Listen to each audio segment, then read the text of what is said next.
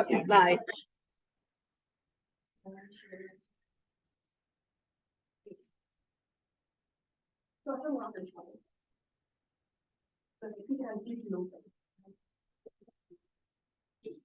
Yep, no, don't like actually pick the thing, and I was like, cool. It's like, okay, I think I'm done. I think, you know, you've got a blockers. Because every person I talk to. It's fine. I just have my neighbor put it in once. And I'm like, not on. Yeah, like, sorry, because I suppose it's gonna be, Whatever. like, yeah, so, Yeah. All right, sure. so she will do it before Yeah. Yeah.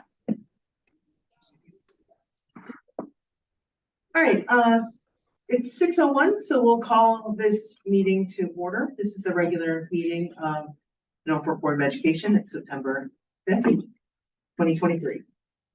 And we'll call our meeting to order. First on our agenda is the inspection update from the fire marshal. So we have fire marshal here. Would you like to talk with us? Sure.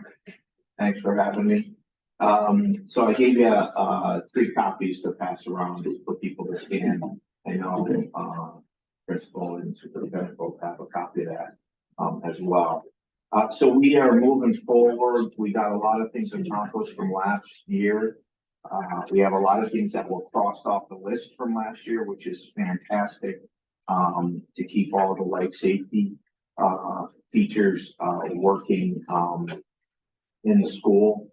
Some of the big projects that have been completed was fixing a lot of the egress exiting handrails, some penetrations, and as well as the areas of refuge.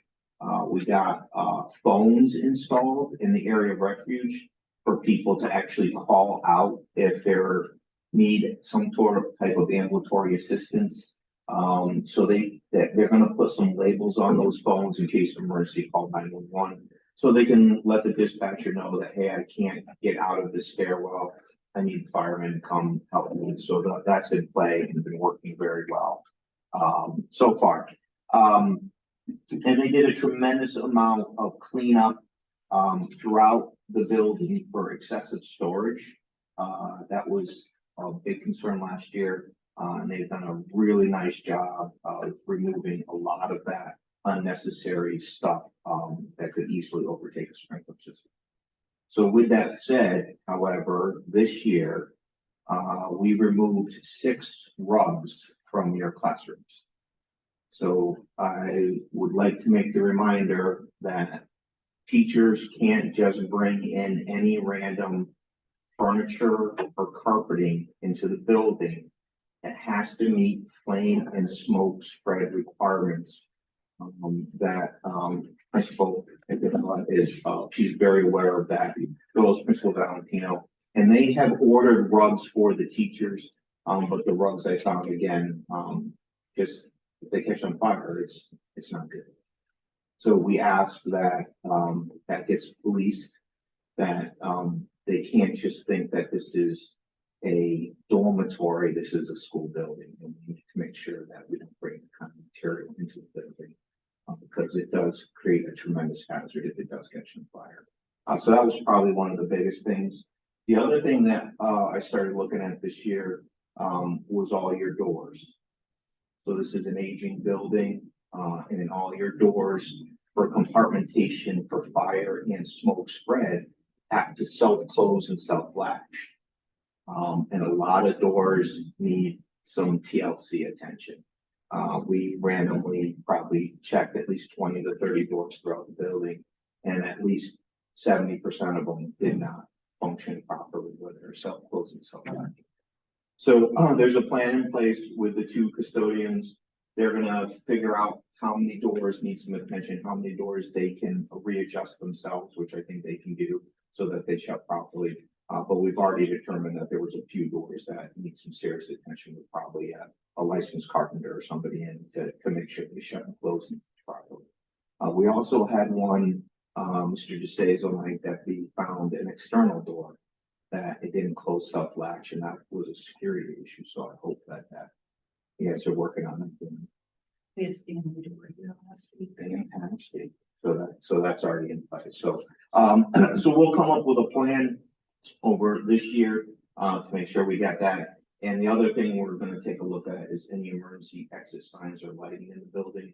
A lot of those exit signs are very old, particularly the ones in the gymnasium, and don't illuminate well. And as we all know, that gym can get very, very dark in the winter time. So we want to make sure that people are able to see the proper exit signs, and any emergency lighting that needs to be replaced, both internally in the stairwells as well as externally, will be completed.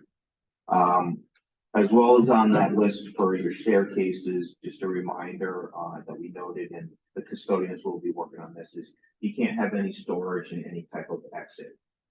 So I know the gym has 2 exits to it, and they like to store some excess stuff in the staircase, and they just can't do that. It has to be free and clear and obstructed with no material in the staircases. So they'll be working on that stuff. Other than that, we had some minor electrical stuff in the media center. Is that how you call it? Media center? Where we had some power strips plugged into power strips. And that's just not acceptable for the electric code. So you already have in place a multitude of outlets. So I think the librarian, she was going to readjust that and address that. Lastly on my list, as you follow down, is we did finally able to determine the load occupancies for the Hall of Flags and the gym. John helped with that, and that's going to be posted, I believe, because that needs to be posted for the public to see, so that they know what those are. And I think we might have to still work on the cafeteria, but we'll take a look at that as well. So if you look at, there's 2 different forms. So that's the worksheet form, the over inspection certificate. So you're at a number 2. So we're still hoping to be at a number 1. We're working towards that. Hopefully we'll get there next year, where we can come in and major life safety concerns and everything's in order and the inspection thing as well. That concludes my update to Board of Education. Do you have any questions on anything listed? For the doors, is it that they like, is the trouble with the mechanism at the top, or is it how they fit in the, like, are they not closing properly? Is it Both. Yes. A lot of it's the Combination. humidity. Some of these stores, the only problem is the months of August, September, and during the winter, it's different, but they'll adjust them. Yeah. So the plan in place is for the custodians over the next month as it continues to, well, we thought it was going to cool off, but apparently not this week. They're going to continue to note doors that they have a problem with. They're going to generate the list to you and myself so that we have a working list. And then we'll adjust those doors as we come up to them. I think a lot of them they can adjust to make sure that they latch. And obviously the ones that are used 100 million times through the school year, they have some wear and tear on them. The oddball ones that are either chalked open kind of on a permanent basis, and we talked about that a little bit, the plan that's warped them. For example, the lavatories. I understand the concern why there's a policy with the lavatories being chalked open. However, again, that's smoke and fire spread for compartmentation. So it's warped the doors over time because they really haven't been closed at all. And the plan in place that they've told us is that when the teachers leave their room with the students, they close and secure the door behind them, which is huge. Whether it's for a fire drill or an emergency drill, or just they're moving from one part of the building to the other, shutting the doors behind them is hugely important for the safety of the kids and everybody in the building. So we'll just work on making sure that I'm not expecting a huge bill. I'm not anticipating that you should come across that, but she said there was a little bit of funds if you have to work on a couple doors. We have money, in our budget for building repairs, so hopefully we can fix these things within that budget, but we'll figure it out once we know. Yeah, so I don't anticipate a huge expense. And if there is something where they might have to just say we need to replace this door, then hopefully we can work on a way to do that, or if we have to include it in the next year's budget, then we'll look towards that, so. Well, the town has been very good about things that we can't cover that need to be done. They're very supportive, so. Okay, excellent. Great, thank you very much. Does anyone have any questions for? Well, thank you for that very complete report and for your keeping us and the kids safe. And most importantly, for the comic relief at the beginning. Yes, you have my lovely wife who always entertains. So, as I always say, she's a handful. And now you guys are lucky to have her. Yeah, absolutely. You guys have. We're gonna move on to public comments. I think we do have someone online with us. If you would like to participate in public comment, please unmute and let us know. All right, well, excuse me. Absolutely. Have a great evening. You too.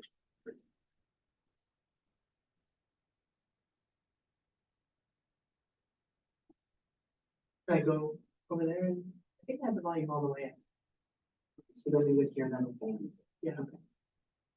Okay, well, so I think then that we have no members of the public here, public comments, so we'll move on to the approval of the minutes for the regular meeting of August 22nd.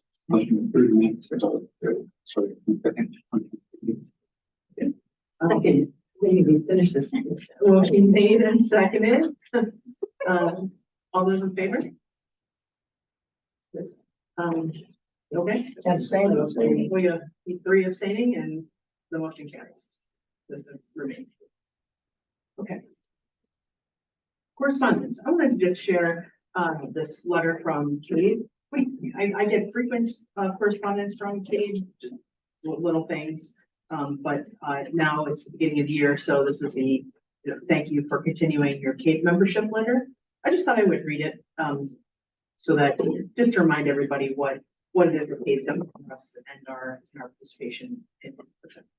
So it says, thank you to the Norfolk Board of Education, or thank you for the Norfolk Board of Education's decision to continue its CAPE membership. Our organization's viability and success in support of its individual members is especially important with the challenges facing public education. CAPE's primary mission is to support its individual member boards. We strive to offer timely and meaningful workshops and seminars, access to information, and personalized guidance on current issues at the state, local, and federal level, and to make offerings tailored to facilitate district operations. We urge you, your fellow board members, and your superintendent to take full advantage of our services. We find that those boards that are most active with us get the most value from the membership. CAPE is uniquely a school board's organization. As we are led by volunteers, a warm welcome is extended to those who wish to serve CAPE in whatever capacity and level they find comfortable. Participation is always welcome in governance and our advocacy efforts both in Hartford and with Congress in Washington. Please know that if you have questions regarding your service as a board member, the answer is a phone call or email away from one of your CAPE staff members. Again, thank you for your commitments. The board of staff stand ready to serve you. Cordially, Elizabeth Burke and Patrice McCartney. So I just wanted to read that out because I just wanted to remind everyone that CAPE really is a very good asset for us. They have been helpful to me. I know in several instances, and they are very friendly and offer a lot. So I just want to remind everybody that that is a tool we have at our disposal. All right, moving on to the superintendent's report. We have our goals for review. Anyone have any questions about those?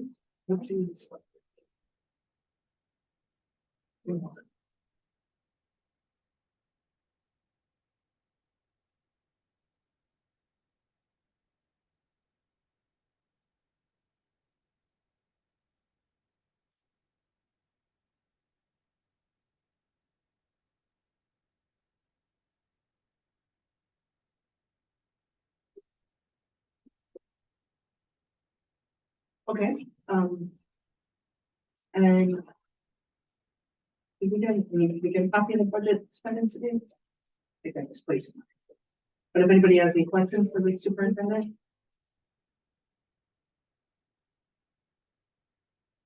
Or is there anything specific you wanted to share, Mary?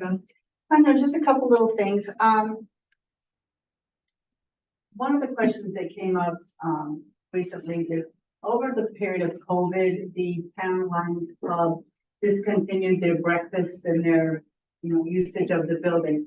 Prior to that, we always used to charge them, a fee because we took it out of the budget during one of those years where we had to drastically cut every nook and cranny. We cut out the budget where it, provided some pro bono custodial support for community activities. The last 2 years, the Lions Club has resumed and we didn't send them a bill. And the question came up recently because now they want to do another evening event with a lasagna dinner. Kathy figured out the hours and then the cost for each event would be between $150 and $250. We have money in our budget, not for this kind of coverage, but in overtime for custodians that we typically don't use all of it. So my feeling is that it might be just a goodwill gesture to not charge the Lions Club. Do we want to put it back in our budget this year for moving forward? Or is there a feeling that no, we should charge them the $150 to $250? So when I'm grappling with these things, I figure I'll just share with you and have you grapple with it too. So, any thoughts on that?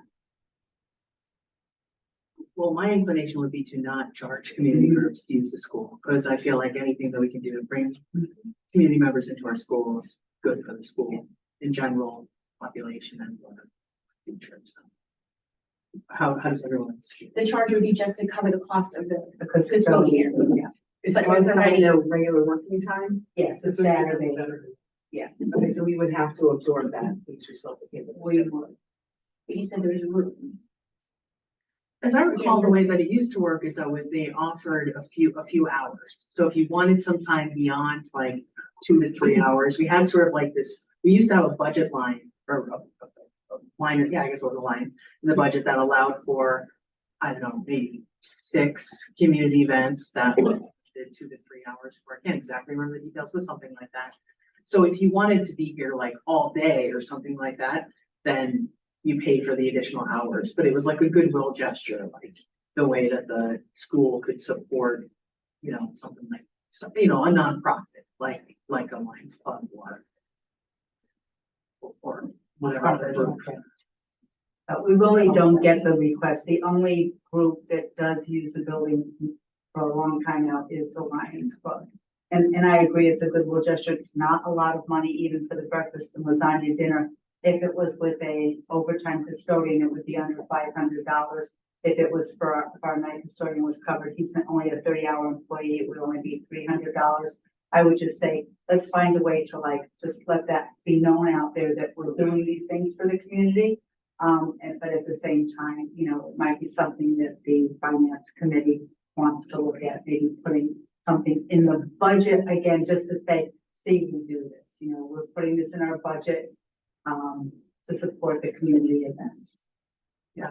Could we mid-year make it, because that line probably still is there somewhere, right? We don't ever get rid of lines, they're just like that. It's still in the Right. budget. Yeah, Yeah. so we could approve a transfer of funds into that to cover that money, right?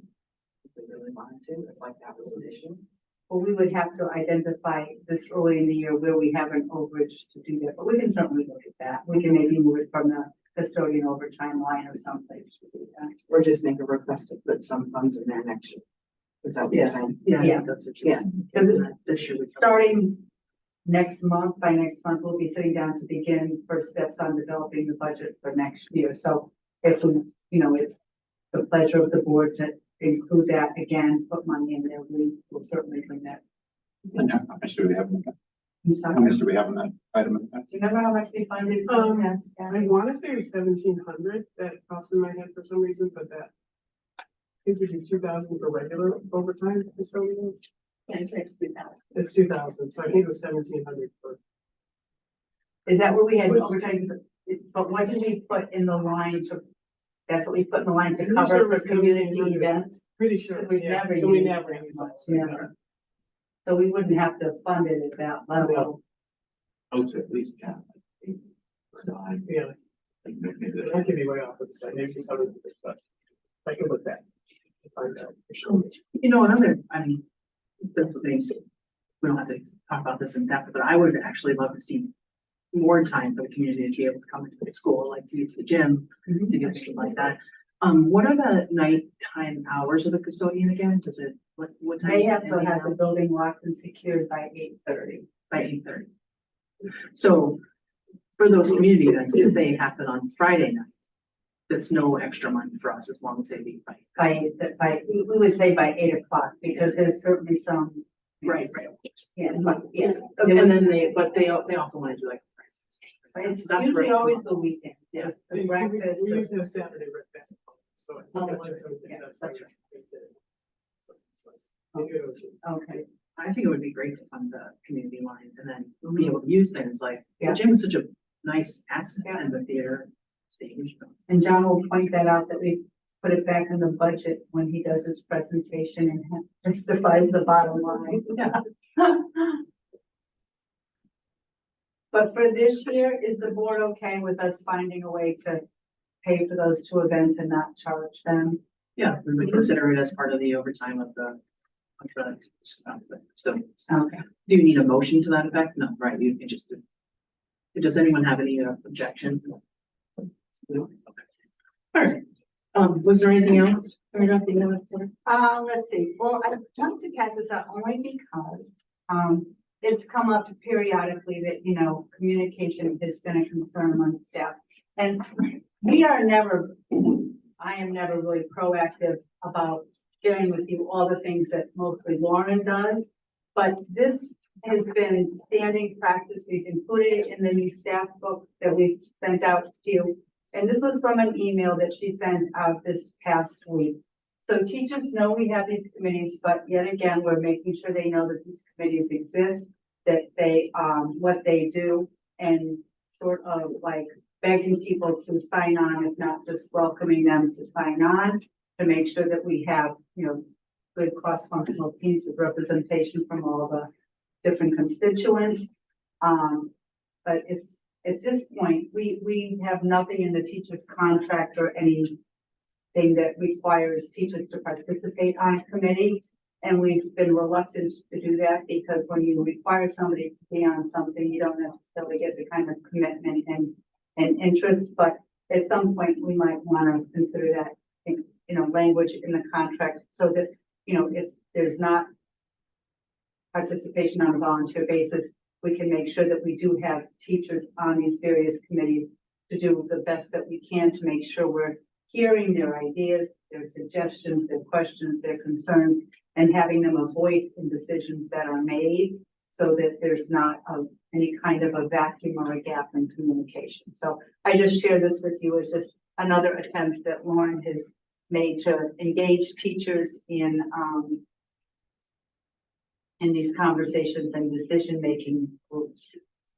And then if you haven't been down to the Hall of Flags, the showcase, we had an ad hoc awards committee, and they've done a wonderful job of displaying them in the new showcase. Our custodians have done a great job of making that room neat and cleaned and, you know, welcoming. So take a walk through there if you haven't been through there because it really looks great. There's really nothing new since the August meeting in terms of business and what's going on, but if you've got any questions, opening school, I know Lauren will cover, talk about that more in the report, but things are in a really wonderful place. We're all really happy to be here. Great, okay, then let's move on to the principal's report. The opening of school has gone very smoothly. We had 2 days where we invited new staff members to come for orientation, and even staff members that joined us mid-year came.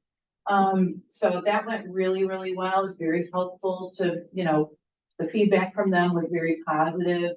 Mr. Byrne came and did some safety training, and we just talked about routines and procedures and expectations.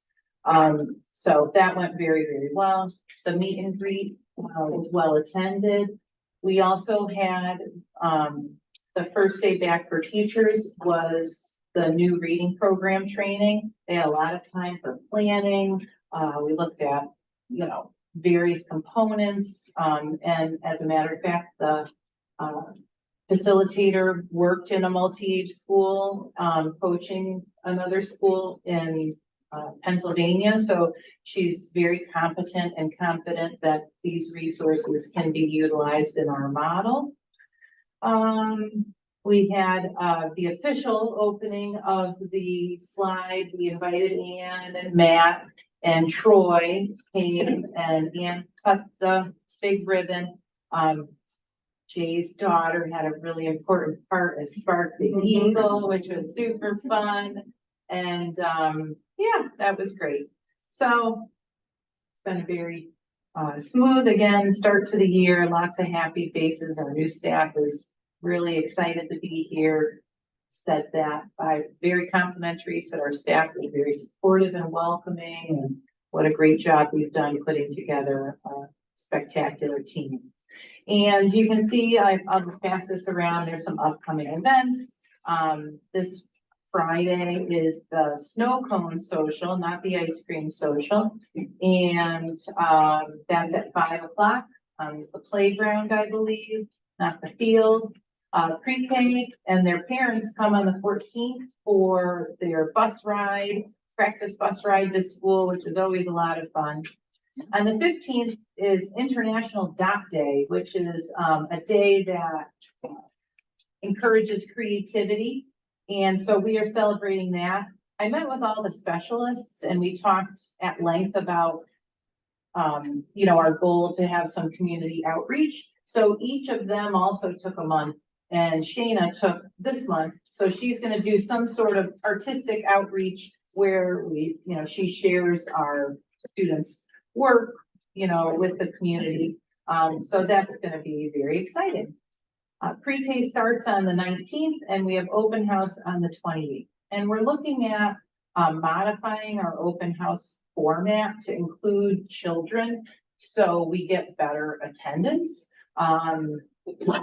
And we're going to meet as a faculty and talk about, just kind of logistically, if that's a this year project or a next year project, given the time. But that's where we are. Any questions? Thank you. You're welcome. If there are no questions, we'll run for standing committee reports. I don't think anyone's met in the 2 weeks that we have that have passed, but I want to, except for the that's not true. I had 2 meetings today. Here today. Should have that top of mind. I had 3 meetings. I went to all of them today. Okay, perfect. Okay, so in those 2 weeks, we had an initial meeting with the negotiations committee. Jay and Donna weren't able to make that, but we met with Mark Samaruga. And also Board of Finance Chair and his second came. And we just kind of talked about setting dates. Who's his second? Jeremiah. And I just sent an email. They confirmed September 12th at 4 o'clock for the next meeting. And I gave copies of the proposals that Mark is going to share with Jay and Donna. Great. So it's a year where we have to do the teacher negotiations. So that's what we are talking. And so it really just starts out with a couple of these preliminary meetings where we look over the old contract and see if there's anything that the lawyer thinks that it's a good idea to change, and then starts to talk about where the other teacher negotiations have ended up. So you have like a feel for what they might be asking. But it's really just that process, just then for curriculum and technology, Amy, would you like to talk about that? Yeah, I think Lauren recapped a lot of what we talked about with the implementation of the training for the literacy curriculum, and the positive response thus far from the teachers. regarding the curriculum. It looks like there's time built in for the math and literacy specialists to work in the classrooms and teachers on the various programs that we have here. There's upcoming SEL training for the room program coming up in December. So we have new staff members coming in, getting everyone on the same page about what the program is. Some technology updates that have also happened to support the different programs that we have for math literacy. And I'm behind. Oh, and then there's a more of a push this year to make connections within the Norfolk community, to make intentional connections with different partners in the community that will tie it into the curriculum.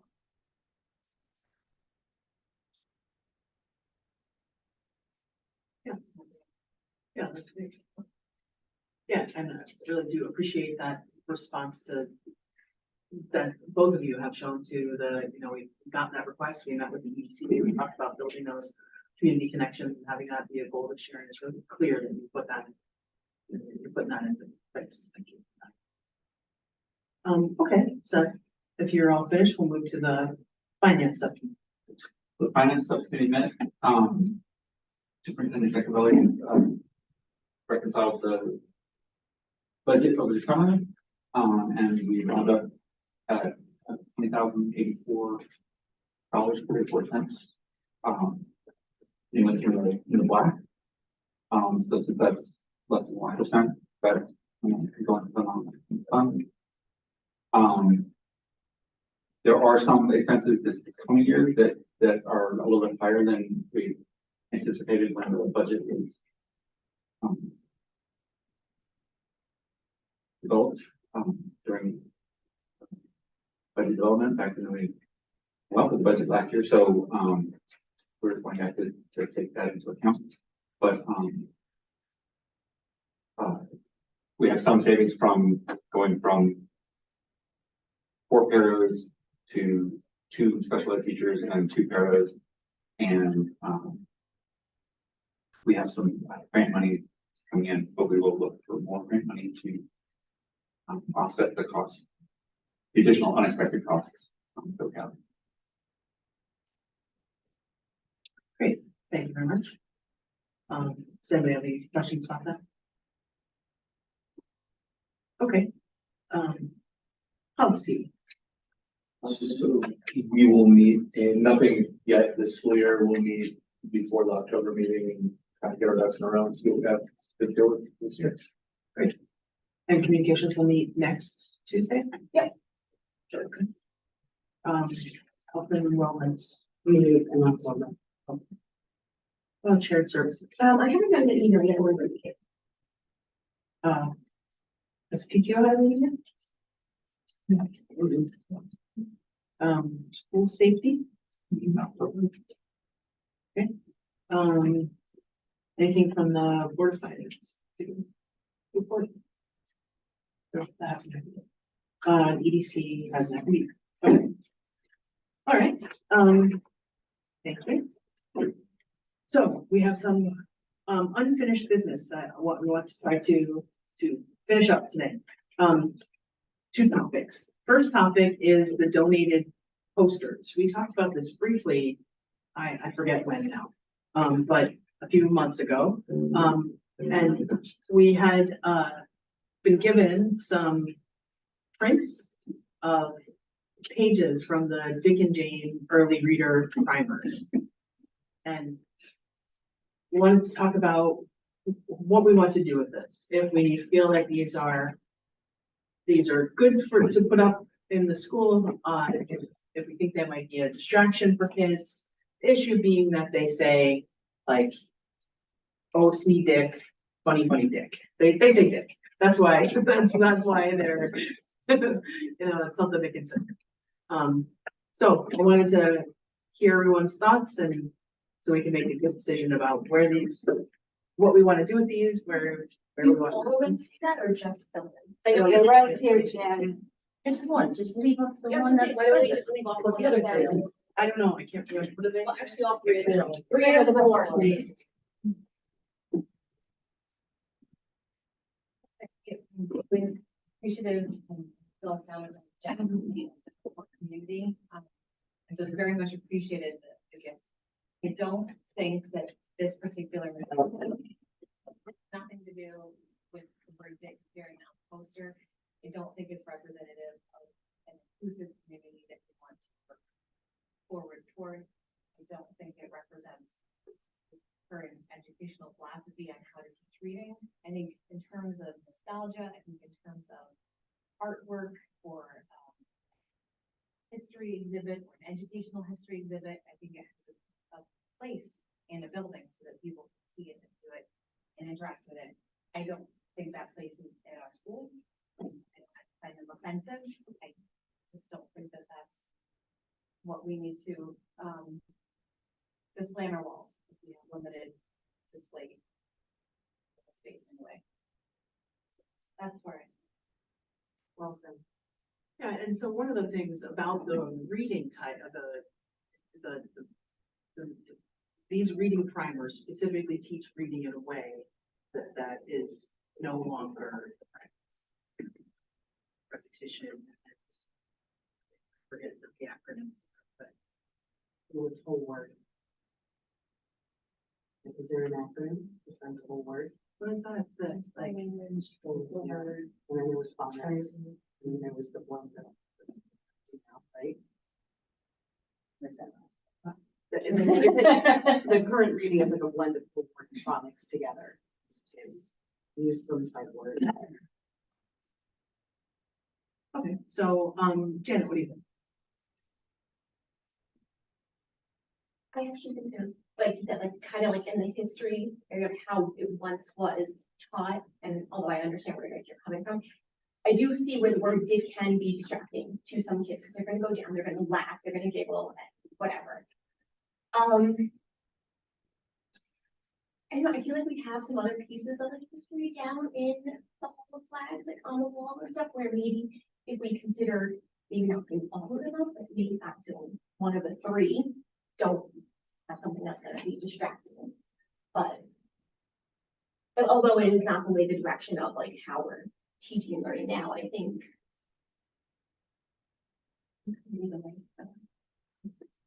Jenny, you have strong feeling, Marilyn, I mean, I think we said exactly what I was thinking. that they have historical value, but maybe they're just not Right. best served. Yeah, I definitely think they would be more than a little distracting to upper intermediate boys. Imagine. Are you calling out my son for any? Evening, though. Yeah, same as Amy. Made a lot of sense.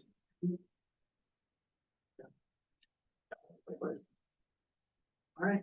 I would make a suggestion that maybe the local library might want to put on it as an exhibit, or like someplace where the community can see an exhibit of it. Yeah, if they're in conflict with Other things. other things. Yeah. But that's kind of a complex thing to put up on a wall in the elementary school. Without context. Can we take one and not all four? Or do we take all? Well, I don't really know. I kind of think they're a set, so I feel like if we're going to, I think it would be easiest to say, Not wake up taking Jane. yeah, That's right. and if we wanted to, maybe it would be a great thing to propose to the historical society that they do an educational exhibit. And that we somehow can participate in that or bring our kids down and see it, or, Mary Beth, would you? Well, the actually donor do had more? specifically said if we weren't going to use them, that they would like them returned to Oh, them. okay. I would be happy to give the rationale why we're not accepting the gift, to make suggestions that you just put on the table. I'd be happy to do that, but I don't think we have the ability to give them away to somebody else. Yeah. I think that the donor would support the idea of having something at the historical society I would that think so. that our students could go to But that's just and going to be their participate in. decision. They was specifically said, Right, if you're sure. not going to do them, we Sure. won't. So but like I said, I think that they would certainly consider that and would very much likely that they would act on that. I would think that I know for a fact that the donor would support more reasons for our students to go to the historical society. Yeah. Yeah. Okay. Okay, well, why don't I'll talk with you too. Maybe you can write a letter or something like that and send a card or something, because it's really a very nice gift and it's so nice to be thought of. And they have a lot of value in other locations. I think it'll just kind of work outside of work. All right, okay, then the next one, the Joy Club. We talked a bit about the Joy Club at a previous meeting. The Joy Club was formed last year by one of our teachers, we had a description of it last year. It's a club that encourages kids to feel included, to, celebrate their differences. And so it came up at the board meeting to talk about how clubs are described and how parents are informed about them and that sort of thing. Not to dance around it, the reason I think that the Joy Club came to attention is that it kind of borders on or leans towards seeming like Pride Club. So that has a more maybe political feel to it than another club might. But clubs of good news and inclusion really are solidly footed in the elementary school and in the school system. So anyway, I just wanted to talk about that and see how we felt about that and how to manage clubs, and if we feel that we should have a particular policy on how clubs are approved or how they are discussed and offered to kids. With a policy, I feel like clubs happen in schools all the time, and if your kid comes home with something particular from that club and you feel like that you don't want them a part of it, I think it's just easy enough to call the school and say, hey, I would prefer my child not to pretend. Okay. Well, so the policy would be though that parents be notified of, there be a flyer sent home to the club, right, with an opt-out. Is there a list of clubs, like there's the list of committees? I don't know. Is there a list like that? No. Maybe we should start with a list of clubs. Right? Well, at this point, I know we've had clubs over the years, but what clubs do we actually have in place right now? I would say two. Right. Okay. Student council and the Joy Club. And I would say a PTO sponsored club would be the drama club. Right. But other than that, none other come to mind. So And the short the list. student. It's a pretty short list. The student we had who every week last year said, we should have a club for this, is no longer here. Mr. Tremendously. Is student council a club, or is that's open to everyone, or is that have some other parameters? And the Joy Club does have parameters also. It's a 3 through 6 club. Student council is a 5 and 6 club. Open to students. And they're sponsored by faculty or you, right? Yes.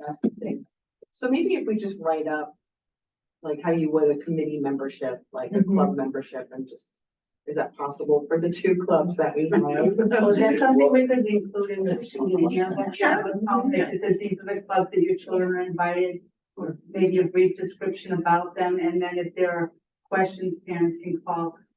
I think in terms of having a policy, it might make it more complicated than it needs. Yeah, maybe that's the wrong word You too. guys So I got think brought up last year because like the whole pride thing, is that what we said last year when it got brought up, because it came to your attention. yeah, just Right. that was why a Pride Club at elementary school. I think the height of the club also came out during like Pride Month too, so it made it seem more like it was about Pride versus what it actually was. Right. But I mean, and maybe the thing is just to have an administrative policy, which it sounds like you already do anyway, of a club has to be sponsored by a teacher or, and a staff member. And then a club has to have a flyer associated with it that describes it. And then it has to be approved by the administrators, and it has to be, you have to explain what your criteria are for who can join, that sort of thing. So you probably already have those parameters written That's out. pretty much what happens. Yes. Okay. Yeah, I was wondering if there's like an application to create a club and the student council's involved. Usually, or often students would vote to endorse the club. So, and I think that's helpful for any community members that have issues, say our student council has endorsed this club, it's something our students have approved and want. I feel like the joint club went over well. Most kids. Yeah. Oh, I think yeah. so too. That, so our Parker student, still has- Well, and there's so many of these clubs, like, you know, I think Miss Crush is she's a very like engaging, you know, leader, so I think it was successful. Right. yes. And the drama club, like, you know, you sign up and you come to auditions and like, that's sort of the membership, right? Right, yeah, When you're not letting anyone under third grade, that's what it was right? last year. But that might help, maybe a teacher that teaches early primary might say, hey, let's have a club for, you know, kids who are new to school or, Yeah, You know. knitting or crocheting. right, something. I saw where like you're putting, actually, where it did border that line of like politically related kind of school, but I think personally, I think it just kind of, again, the hype just came out during that time, so it just made it seem like that was the focus, but when you actually lay out what it didn't seem that way, Right. you know, I Yeah. think so. Yeah, I don't know that there's any big reason to overreact, I just wanted Yeah. to, you know, address it and, you know, let everybody give their thoughts and reactions. Okay. Well, so it seems like would it be right in saying that the board feels comfortable with the administrative policy that's in place now, that the administrators ask the staff member endorse it, that they give a description, that they send home a flyer, that they describe how what membership requirements are, and then consider the idea of bringing clubs to the student council and having them kind of endorse that. I don't know if that gets complicated because I don't then it know, gets to be the like student council piece, just because kind of this, our student council functions more as a kindness club rather than like a body of student government. So I think that, you know, we'll just keep doing what we've been doing, which if someone wants to start a club, they usually come to see me and I will say all of those things. You need to make sure you have permission from someone that, you know, that you actually want to do this with. You can't be unsupervised and all of those steps, basically. So I'll just keep doing that, if that's okay with the board. Sure. Okay. Great, okay, all right, so I think we can consider that business also finished. So at this point, we would be looking for a motion to adjourn. So Well, maybe we adjourn. Okay. Third. All those in favor? I Our meeting